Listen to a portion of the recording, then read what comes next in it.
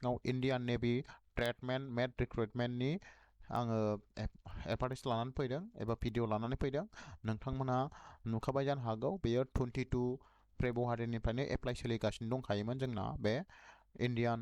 navy tradesmen मेट रिक्रुटमेन्टना दा फैयै फैयै बेयो 22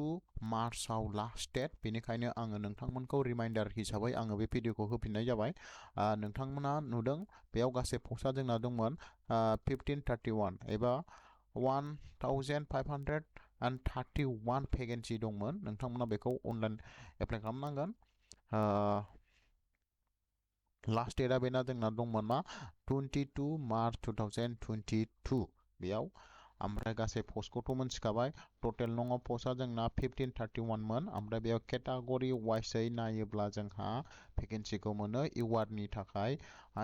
697 मोन एससि नि थाखाय 215 एन्ड एसटि नि थाखाय 93 था पस्ट दङ ओबिसि नि थाखाय 385 ईडब्लिउएस नि थाखाय 141 जोंना एसटि नि थाखाय 93 ल' दङ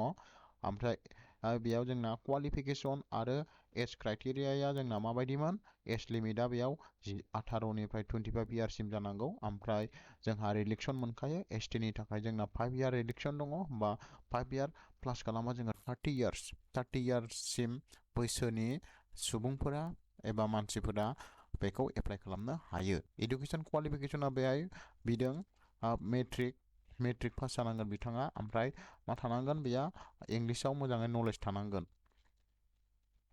ओमफ्राय I should have complete apprentice training in trade ओमफ्राय मा थाबावनांगोन बेहा apprentice training सार्टिफिकेट थानाय जानांगोन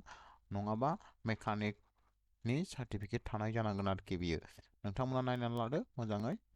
आरो नोंथांमोना एप्लाइ खालामाखैब्ला जुदि एप्लाइ खालामनाय हानायनि जुदि नोंथाङाव क्वालिफाइ दङब्ला नोंहा बेखौ थाबैनो एप्लाइ खालामदो लास्ट डेटआ सौफैबायानो लास्ट डेटआ जोंना मा 22 मार्च 2022 आव अब्ला नोंथांमोना थाबैनो एप्लाइ खालामदो एप्लाइ खालामनो थाखाय लिंक होनाय दंखायो बेयाव अनलाइन एप्लिकेशननि रेजिस्टार बेयाव नोंथांमोना रेजिस्टाराव सेरनानै रेजिस्टार खालामनानै एप्लाइ खालामनो हागोन बे रेजिस्टाराव सेरोब्ला नोंथांमोना बेबायदि फैगोन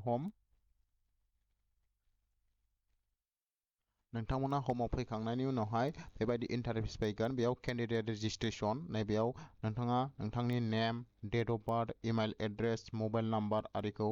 होखांनायनि उनावहाय नैबे रेजिस्टार खालामदो बिदिनो नेक्स्ट प्रसेस थांनानै नोंथाङा रेजिस्टार खालामनानै लादो आरो एप्लाइ खालामदो